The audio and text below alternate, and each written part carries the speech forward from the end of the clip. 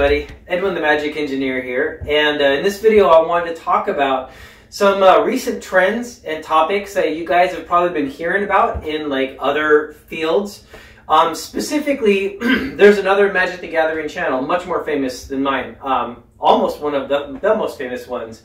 It's a guy named Rudy, Alpha Investments, and he was actually doing a video just a little bit ago where he was talking about how there's money that's coming out of the cryptocurrencies and they're flowing into other things.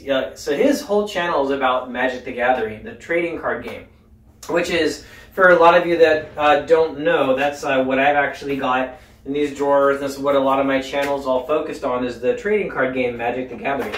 So Rudy is talking about in his video how like money is just flowing out of cryptos and going into Magic, into this specific format called old school, where it's like only the older, very expensive cards, like the big ones you've probably heard about.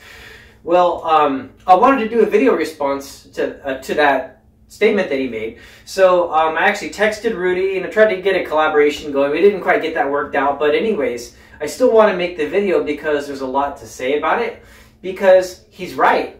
That is actually happening, and I'm one of the people that's actually doing it. As many of you know, I actually am a software engineer, and I did actually mine cryptocurrencies. I started with Bitcoin, but it was a little too late to do it just with simple graphics cards, so I did it with, I mined Litecoin, and I got like 31 Litecoin by mining them with my graphics card, and that was at an energy cost at like, I don't know, like $3 a coin is about what I was paying for the electricity to actually use the graphics card to mine the actual cryptos. When it got at the time up to like $8 a coin, that's about where I shut it off, because Litecoins just weren't worth it at the time. So I mined like 30 of them. Then I actually bought Ethereum at like 70 bucks a coin when that one started going up. When I first started, you know, Bitcoin was like $200. So I'm in the crypto world. You know, I am a software engineer. I'm involved in the crypto world, and also something that a lot of you might not know that are watching this, because this video might get posted on Gregory Mannarino's channel. He's done that for a few of my other videos. That's why I'm kind of explaining some of the Magic things. Like all my Magic followers, the ones that follow the trading card game, they'll be totally familiar with like all these topics that I'm talking about, but you finance people might not be. So anyways, Magic the Gathering online exchange was Mt. Gox. That was where the name Mt. Gox actually came from. Magic the Gathering online exchange.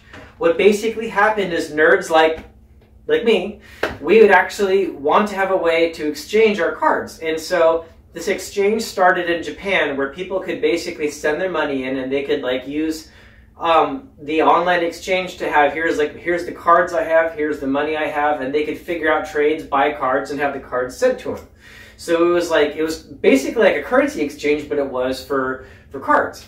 And as far as I understand it, the exchange started just adopting Bitcoin instead of just dollars, you know, or yen to do the exchanges. And then eventually people just started trading back and forth between actual dollars and cryptocurrencies. And then the whole Magic the Gathering thing just kind of went away. And when most of you heard about Mt. Gox, you called it Mt. Gox. You didn't call it the Magic the Gathering online exchange. You just called it Mt. Gox, and people were using it as an actual place to exchange money, you know, between Bitcoin and US dollars and stuff like that. But it was never set up so much to actually be a financial institution, and that's why they actually got hacked eventually. It wasn't Bitcoin getting hacked. It was someone just getting into the Mt. Gox computers, pretending to be the owners of currency, and then sending all the Bitcoins away to someone else. Anyways, the reason I tell that story is nerds, like me, I'm a nerd, the same people that invented cryptocurrencies are oftentimes Magic the Gathering players. And it was those same people that set up Mt. Gox that got involved in all that stuff. And that's why I think this is worthy of actually making a video and talking about.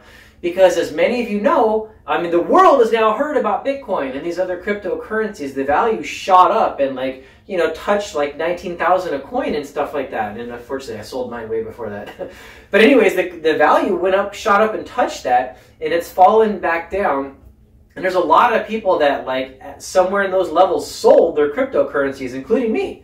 And then on the way back down, it's like you got all this capital, and what do you put it into? Well, what a lot of the other nerds are wanting to do is the same thing as me. We've been buying all these old school cards, and it's the same kind of ones you'll see, like, you know, this is like the Black Lotus, right? This is just a magazine of it, a book of it, but those cards are the ones that have been shooting up in value because they're out of print, and they're actually in something called a reserve list, which means the company can't print those anymore or they'll get sued. Point is that they're actually fairly secure financially, and they've been going up in value because they're very limited in quantity. And so the nerds basically have pulled their money out of cryptocurrencies, and they've been pouring it into one of the only versions of collectible card game that they know actually has some longevity.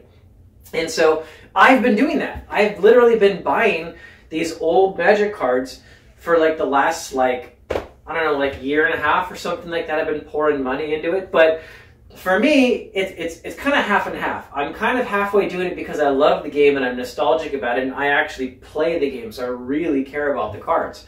But the other side is, it's kind of like, for me, the reason I'm willing to spend money on it is because they actually hold their value or actually go up, right?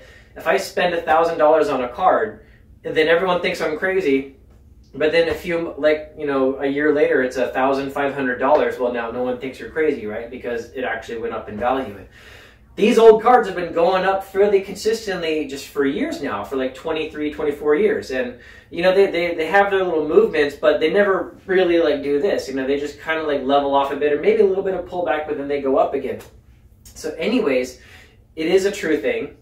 Money is actually flowing into these older cards. Now, from a financial perspective, I think you could actually consider this a signal, right? When some of the people that actually invented cryptocurrencies, the software engineers and the developers, are the actual people that are actually selling those and taking that money and putting it into other places. It's like, these are the investors. These are the initial guys that did it. So does that mean Bitcoin is done? Does that mean the bubbles popped? Not necessarily. You know, it could keep going up. This could be a temporary pullback, and it could go up a bunch higher. But I want to be specific on that point. I have an earlier video, and I'll try to link it in this actual video, where I actually was talking about some of the very real problems of cryptocurrencies. They were created kind of for a purpose, and these days they don't really fulfill many of those purposes. But at this point now, it's like a fad, it's a trend, and everyone's running it and everyone's buying it, right? And many of the people buying it, I'd say most of the people buying it, they don't even pay attention to whether or not can you use it as a currency? Is it actually free to use? Is it actually as simple as they said? Is it actually independent of governments? I'm not going to go through all those points again. I went through them in the last video that I linked before. Just go check that one out, where I'm actually describing. This is like 7 months ago, where I was talking about actual problems of cryptocurrencies. So it has all those problems. They actually do exist. But all this money pouring in is not because the world wants a free, you know, a non-central bank, non-government controlled currency. Most people are buying them and holding them because they just want to like make a profit on it, right? So all I'm saying, I'm not saying it's going, the bubbles popped. I'm not saying that they're not going to keep possibly going up. I'm just saying it's a note. Pay attention. They've actually started to have a big pullback. They went from 19K and it's been hovering around like 11 to 13. And some of the people that are the original investors, the original believers in it, have been cashing out. So take that for what you will, right? It's a data point. So that's all I wanted to say. Please, you know, go check out Rudy's channel if you guys like investment and you want to see. He actually used to be a stock trader, at least to some degree, and he's got lots of great advice. And so even non-magic people, go to check out his channel. We'll have it linked below. And if Gregory Mannarino decided to actually put this video up on his channel, hello to all of you again. And who knows when I'll do my next video. I've got some ideas on some other stuff I might do. Anyways, thanks a lot, guys, for tuning in, and I'll talk to you later. Bye.